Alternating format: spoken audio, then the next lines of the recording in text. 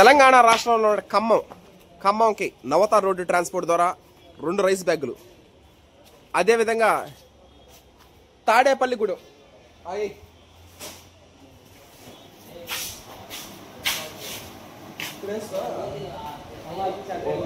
సరే, అదేవిధంగా తాడేపల్లిగూడెం గోదావరి, వెస్ట్ గోదావరిలో తాడేపల్లిగూడెం కూడా మొత్తం నవతార్ రోడ్డు ట్రాన్స్పోర్ట్ ద్వారా మనం రైస్ బ్యాగులు పంపించడం జరుగుతూ ఉంది.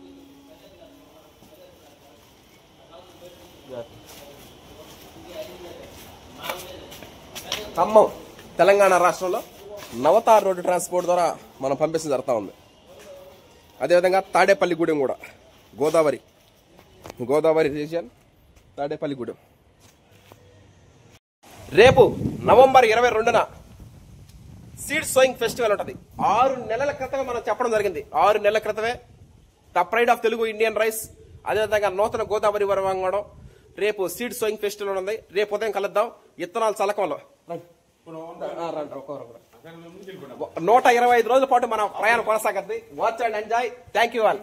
విధంగా గోదావరి ప్రజలకి, అదేవిధంగా హైదరాబాద్ ప్రజలకి ప్రత్యేక కృతజ్ఞతలు తెలియజేస్తా ఉన్నాం. ఎందుకంటే వాళ్లే కంచుకోట్ల మనకి. ఈ విధంగా ఇంకొక విషయం ఏంటంటే, ఈ 2025 నవంబర్ 22న ఇత్తనాలు చల్లితే వచ్చే సంవత్సరం మార్చి 2026లో వరి కోతలు కోస్తే 2027 గోదావరి గోదావరి పుష్కరాలకి మనం రైస్ రిలీజ్ చేయడం జరుగుతుంది. అది ఎందుకంటే నూతన వరి వంగడాలు ఎంత మగ్గితే అంత మంచిది. దాదాపు 1 సంవత్సరం పాటు మగ్గించడం జరుగుతుంది. 2027 గోదావరి పుష్కరాలకి రైస్ రిలీజ్ చేయడం జరుగుతుంది. ఎంజాయ్. Thank you all. వరి సాగు చేయడానికి నాకు 4 నెలలే సమయం పట్టేది. 4 నెలలు కానీ 4 నెలల 10 రోజులు కానీ ఒక రైస్ మిల్లర్గా 365 రోజుల పాటు మనకి జీవనోపాధి అందించడం జరుగుతూ ఉంది రైస్ మిల్లు. రేపు ఒక 5 వ్యక్తుల గురించి మనం మాట్లాడుకోవడం జరుగుతుంది. ఇత్తనాలు చల్లే ముందుగా ఒక 5 వ్యక్తుల గురించి మాట్లాడుకొని ఆ తర్వాత వరి సాగు ప్రారంభించడం జరుగుతుంది. 125 రోజుల పాటు మన ప్రయాణం ఏదో ఊర్లో లేకపోతే తప్ప ప్రతిరోజు అప్డేట్స్ ఉంటాయి. మొక్క ఏ విధంగా ఉంది, గోదావరి వరి ఆల్రెడీ తెలంగాణ సోన చూశారు. గత 3-4 సంవత్సరాల నుంచి చూస్తానే ఉన్నారు కాబట్టి తెలంగాణ సోన ఏమి ఇబ్బంది లేదు. కానీ గోదావరి వరి వంగడం మీద ఎక్కువ స్పెషల్ ఫోకస్ చేయడం జరుగుతూ ఉంటుంది. Watch and enjoy. అదేవిధంగా గోదావరి పేరులోనే ఉంది వరి. నిజానికి మనం హైదరాబాద్ మహానగర ప్రజలకి, అదేవిధంగా గోదావరి ప్రజలకి ప్రత్యేక కృతజ్ఞతలు తెలియజేస్తూ ఉంటాం మనం. ఎందుకంటే వాళ్లే మనకి కంచుకోటలు. సివిఆర్ పద్ధతిలో వరి సాగు చేయడానికి రైస్ పంపించేది వాళ్ళకే కాబట్టి వాళ్ళే కంచుకోటలు. Okay, watch and enjoy. Thank you. అందరికీ నమస్కారం. రేపటి నుండి మన వ్యవసాయ పనులు ప్రారంభం జరుగుతుంది. రేపు ఇత్తనాలు చల్లకం, సీడింగ్ సోయింగ్ ఉంది. తర్వాత అదేవిధంగా మధ్యాహ్నం దాకా పొలాల్లో పనులు చేసుకోవడం, మధ్యాహ్నం వచ్చేసి ఇక్కడ రైస్ మిల్లింగ్, ఆ తర్వాత ప్యాకింగ్, ట్రాన్స్పోర్టింగ్ ఈ విధంగా జరుగుతూ ఉంటాయి రోజు దినచర్యల్లో. అన్ని విషయాల్లో అన్ని విధాల రైతుల శ్రేయస్ కోసం కొత్త రకాల స్వీట్స్ చేయడం జరుగుతుంది.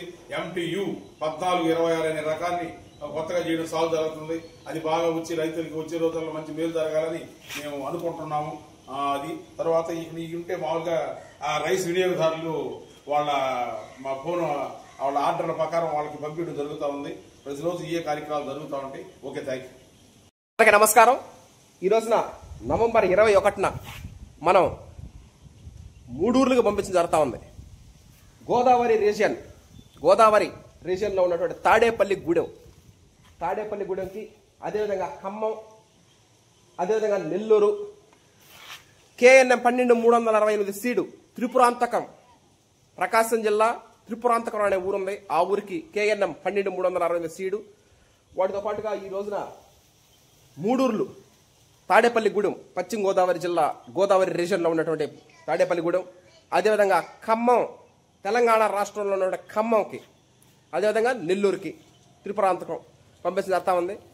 రైస్ అయిపోతుండగా ఒక 2 రోజులు కానీ 3 రోజులు ముందు కానీ మనకి ఇంటిమేట్ చేస్తే మనం ఆడిచ్చి మిల్లింగ్ చేసి ప్యాకింగ్ చేసి ట్రాన్స్పోర్ట్ చేయడం జరుగుతుంది. ఉదయం నుంచి మధ్యాహ్నం వరకు చేలో పొలం పనులు, మధ్యాహ్నం నుంచి సాయంత్రం దాకా rice milling, packing, transporting. Watch and enjoy. Thank you all. మనం ఇత్తనాల మూటలు నీళ్ళలో వేయడం జరిగింది. నట్టేసిన తర్వాత రేపు ఉదయానికి 24 గంటలు పూర్తి అవ్వద్దు.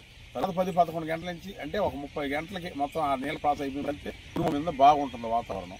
కొన్ని సందర్భాల్లో కొన్ని కాలాలలో ఎండాకాలం మార్పులు అటువంటి వచ్చినప్పుడు అవసరమైతే 2 రైతుల నుంచి తెల్లారి 45 గంటలు చల్లుతారు. అదే ఒక పద్ధతి.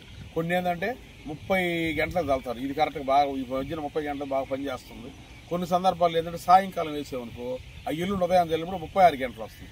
ఈ విధంగా ఈ 3 రకాలలో రైతుల సౌకర్యాన్ని బట్టి, రైతుల ప్రాంతాన్ని బట్టి, వాతావరణ క్లైమేట్ని బట్టి ఈ విధంగా మార్పుగా 30 గంటలకు విత్తనాలు చల్లుకోవచ్చు. నీళ్ళ వేసిన తర్వాత 36 గంటలకు చల్లుకోవచ్చు, 48 గంటలకు చల్లుకోవచ్చు. ఎందుకంటే ఈ మధ్యన వ్యవసాయ రీసెర్చ్ కేంద్రంలో చాలా మంది తెలుసుకుంటున్నారు. చాలా మంది తెలియని వాళ్ళు ఇంట్రెస్ట్గా అదిగాక ఈ స్కూల్లో వ్యవసాయ విద్యార్థులు కానీ అందుకే ఈడి వల్ల కూడా విమర్శలు చెప్పడం జరుగుతుంది. ఇది ప్రతి ఒక్కరూ సంతోషంగా తీసుకోవాల్సిన విషయాలు కాబట్టి రైతు వారీగా మేము ఇప్పుడు ఇదిగా పాటు పడుతున్నాం కాబట్టి ఆ 4 విషయాలు చెప్పడం జరిగింది. ఇప్పుడు ఆ ప్రాసెస్ స్టార్ట్ చేసాము. రేపు ఉదయం 10-11 గంటల నుంచి విత్తనం చల్లడం ప్రారంభం అవుతుంది. Okay, thank you. 6 నెలల క్రితమే మనం నవంబర్ 22న Telangana Sona the pride of Telugu Indian rice RNR 15048 మన క్షేత్రంలో వరి సాగు చేస్తామని చెప్పడం జరిగింది. దానికి తగ్గట్టుగానే సర్వం సిద్ధం చేసేయడం జరిగింది. రేపు ఉదయం 10 గంటలకి 10-11 ఆ టైంలో మనం విత్తనాలు చల్లకడం జరుగుతుంది. దీనితో పాటుగా the pride of Telugu Indian rice గత 2021లో ప్రారంభించి 2021, 22, 23, 24, 25 ప్రతి సంవత్సరం చూస్తూనే ఉన్నారు. ఈసారి నూతనంగా గోదావరి వరి వంగడం చూస్తారు. గోదావరి వరి వంగడం ఎదుగుదల, గోదావరి పేరులోనే ఉంది వరి. ఆ వరి వంగడాన్నే ఎక్కువ మనం కాన్సన్ట్రేషన్ చేయడం జరుగుతుంది. మీరు ప్రతిరోజు 120 to 125 డేస్ 120 నుంచి 125 రోజుల పాటు ప్రయాణం కొనసాగుతుంది. ప్రతిరోజు మొక్క ఎదుగుదల ప్రతిరోజు ఏ విధంగా ఉంటుంది అవన్నీ మీరు క్లియర్ కట్గా రాబోయే రోజుల్లో చూస్తారు. ఇది అయిపోగానే అంటే మనం ముందుగా ఏదైనా సరే క్లైమాక్స్కి వచ్చేస్తుంది. పని ప్రారంభించడం ఎంత ముఖ్యమో దాన్ని ముగించడం కూడా అంతే ముఖ్యం. ఆ విధంగానే 2025 నవంబర్ 22 రేపు ఉదయం విత్తనాలు చల్లకం అయితే 2026 మార్చిలో హార్వెస్టింగ్ ఫెస్టివల్ వరి కోతలు అయితే 2027లో గోదావరి పుష్కరాలు వస్తున్నాయి. గోదావరి పుష్కరాలు వస్తూ ఉన్నాయి. గోదావరి పుష్కరాలు అంటే 12 సంవత్సరాలకు ఒకసారి వస్తాయి. 2027 గోదావరి పుష్కరాలకి గోదావరి వరి వంగడాన్ని రైస్ రిలీజ్ చేయడం జరుగుతుంది. వాచ్ అండ్ ఎంజాయ్ కుటుంబ సభ్యులకి, బంధువులకి, స్నేహితులకి, శ్రేయాభిలాషులు అందరికీ పేరున ప్రత్యేక కృతజ్ఞతలు తెలియజేస్తూ రేపు ఉదయం విత్తనాలు చల్లకంలో కలుద్దాం. Thank you.